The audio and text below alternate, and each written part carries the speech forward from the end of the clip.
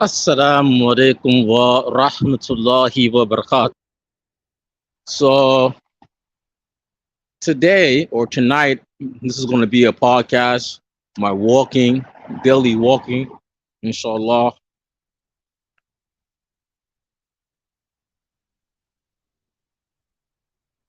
And I want to talk about expanding our horizon.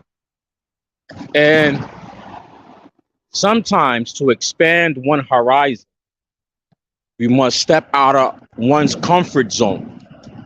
To expand one horizon, meaning to expand one's knowledge, looking for the answers to our social issues. Now,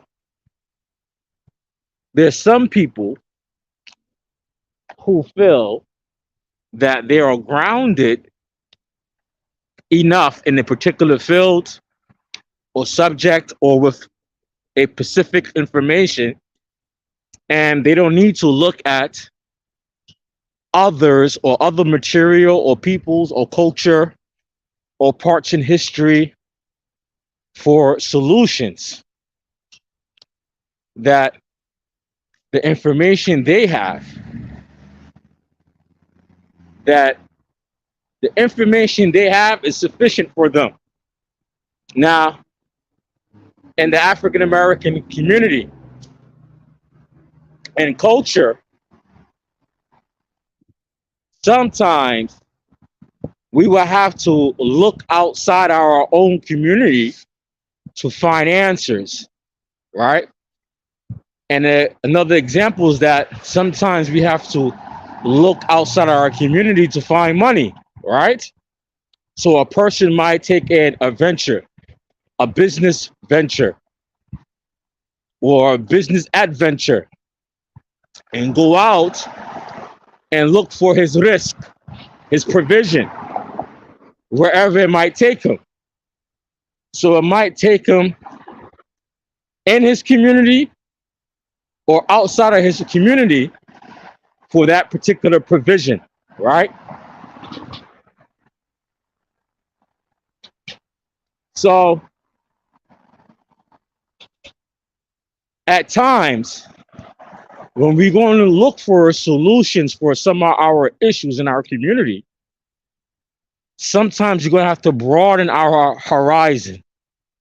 And to broaden the horizon, sometimes you're going to have to take examples from people outside of our community, meaning people who don't look like us, right? So it's good for the individual to expand his horizon, his scope, his knowledge, because maybe his people or the person who's getting information from or the people in his community, knowledge is limited, and he could take inspirations from outside of his community, meaning other communities, other nationalities that have also information or knowledge that is beneficial that you could bring back to your people to expand their horizon and to change their condition. Now, as a Muslim, we have many examples of that in Islam. And historically, we can even look in the seerah of the Prophet sallallahu alaihi wasallam, where at some of the battles of the Muslims, right? Like the battle of Ahad, or no, the battle of the trenches, where the Muslims took strategies of war from some of the companions from the Muslims who were non-Arabs, right? And learned or took some of the tactics that the Muslims who were non-Arabs got from their people, from their experience. And when they took those tactics, expanded their horizon in military, for example, in fighting, which allowed them to win over their enemies. History also teaches that, right? When we look related to the print press, the print press, right? The printing pressing, the print press. This evolution of print press, right, and this particular technology have broken some societies or some governments, broken them. And for some of the governments, they had expanded their government or expanded their uh, legitimacy or authority. All right. And we look at the print press. As for the Ottoman Empire, some of the reasons people say the Ottoman Empire or allege that the Ottoman Empire, while they lost power, who had a large preference to power, who had a law uh, kingdom, that they lost their power due to the print press not wanting to use that technology. All right. So some say they lost their power due to that. Many Orientals use that excuse. Right. If it's 100% true, we got to look at a lot of factors. A lot of factors was the reason why Ottomans lost power. Right. But in business, when it came to I think one manufacturer of cameras, Polaroid, I think it's called. Which one? Where? Thank you. When they didn't want to use digital cameras, right? They didn't want to use digital cameras, digital film, and digital cameras. And because they didn't want to use digital film, their company lost a lot of money. I mean, actually, they lost their business, became bankrupt because they didn't want to go into the new technology of digital. And look at the world today when it comes to the digital world, especially about recording and filming, that the digital market knocked out the old ways of doing film or using film related to cameras, right? Who don't have a digital camera? It's built in your phone, your cell phone. So because they didn't want to expand to this technology, they lost their business. The business is obsolete. And there's other examples of that in business. All right. Back to our people. If we don't expand our knowledge, we don't expand our horizon and look into other sources of information or knowledge or people for knowledge, we're not going to survive, basically. So we're going to have to what? Broaden our horizon.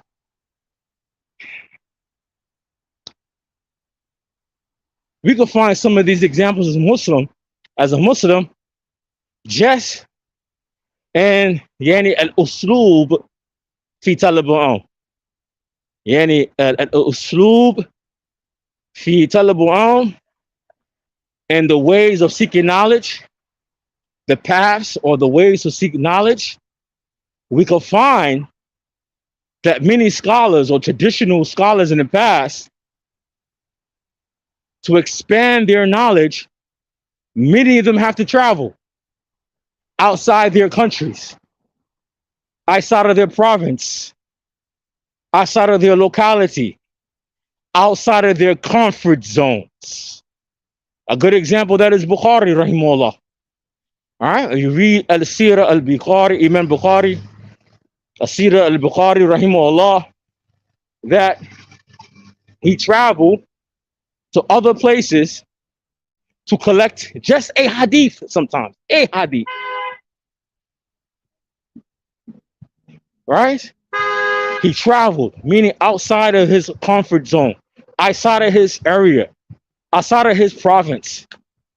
We have many scholars like this historically, when you're reading their bios, that they had to travel outside of their own home, their own town, their own village, their own country, to another land, to learn something about the religion.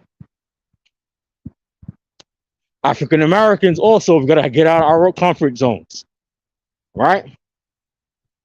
We have to learn how to expand our horizon, right? Meaning that the knowledge, the information, the solution is not going to come to you. You have to search for it. Al-bahth. يعني في لغة عربية البحث or talaba, right? Talaba means in Arabic to seek out. Bahth means like research. So sometimes when you want to research something in Islam as a student of knowledge, a sheikh, it might take you outside of your country, right? Outside of your land, right? We even have modern day examples, even with scholars with it. Sheikh Muhammad ibn Abdul Wahhab, rahimahullah, he had to remove, or he had to leave Jazira Arabiya, even though some of his foundation of his knowledge started from his family. All right? And then to expand his knowledge, he had to travel to other lands, other countries. Correct?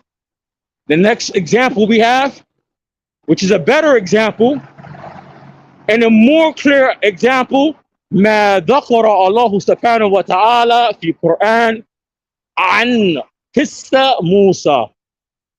نعم، عن قصة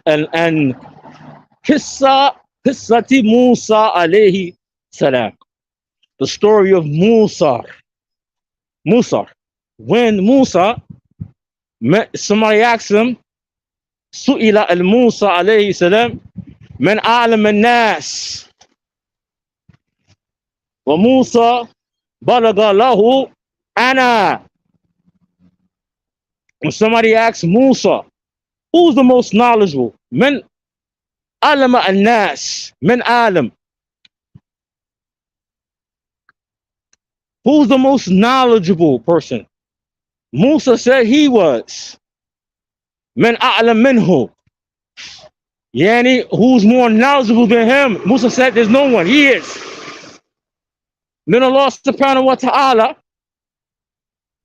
revealed to Musa that the most knowledgeable is Allah subhanahu wa ta'ala. Then Allah subhanahu wa ta'ala let Musa know there's somebody from Yani al-Bashar, mankind, who's more knowledgeable than him. And then we hear from this the story with Musa with Khadir.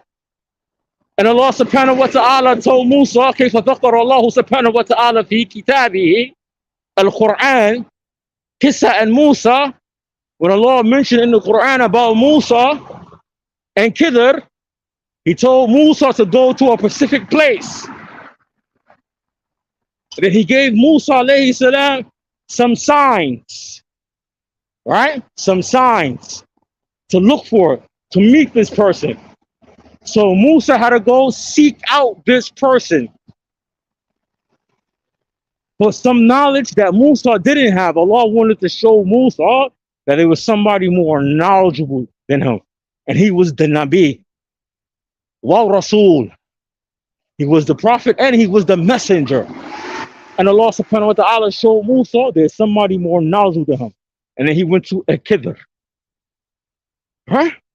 And then from Khadir, when Musa met Khadir, Khadir had some ilm, had some insight that Musa couldn't perceive. He couldn't perceive. Some events happened. And Khadir revealed to Musa, he don't have the patience or the insight to see what he see. And then when these events happen, later on he explained to Musa, why did he do what he do? For example, the boy he killed. Khadir killed this boy. Musa said, hey, that's how you're going to kill somebody. All right? This boy. Khadir first was on the ship, then destroyed the ship. Musa like, this person gave us a ride. How are you going to destroy this boat or this ship that we used to get a ride on for this person who helped us? All right? Then a person mistreated them, didn't keep them as a host, and Khadir fixed a wall. Musa like, how are we going to help somebody who is rude with us? right? Then later on, Kidder explained to Musa, well, Musa could not perceive. Knowledge that Musa did not have. A perspective that Musa alayhi salam, who was the Nabi, he didn't have. He said for the ship, Kidder said for the ship, for there was going to be a king or so and so who will kill the person who owned the ship to take it from him. So by sinking the ship, he prevents that man from being killed. So, some insight of knowledge that Musa didn't have for the boy he killed, right? Before we get to the boy, the wall, there was the guests, they didn't host them. And Kidder fixed the wall. He said in that wall was protecting the earth or the inheritance of the children. And if the wall was to collapse, it would expose the inheritance, meaning people would steal it. And then for the boy that Kidder killed, he said his parents were righteous. And if this boy was to stay alive, he would trial them. He would put them to test. So Kidder has some insight that Musa didn't have. What's the point of the message? What's the point? First, this knowledge didn't come to Musa, alayhi salam. This knowledge didn't come to Musa. First, Allah subhanahu wa ta'ala revealed to Musa that he is not the most knowledgeable. So no matter how much you feel in your comfort zone of what you have, doesn't mean you have all the answers or you know everything. Then Musa alayhi salam had to, after that Allah revealed this person didn't come to Musa. Look at the wisdom. Look at the wisdom. The person didn't come to Musa. Musa had to go meet this person. Musa had to travel for this knowledge, for this information. SubhanAllah. So we can't be in our comfort zone, thinking all the information is going to come to us. You have to talaba. You have to seek it out. As Allah mentioned about the story of Musa and Khadir in Quran. And then Musa didn't have the patience to see. And Khadir explained to Musa everything that he did was a benefit from it. And this is from some knowledge that Allah subhanahu wa ta'ala blessed Khadir with, that he didn't give it to Musa. SubhanAllah.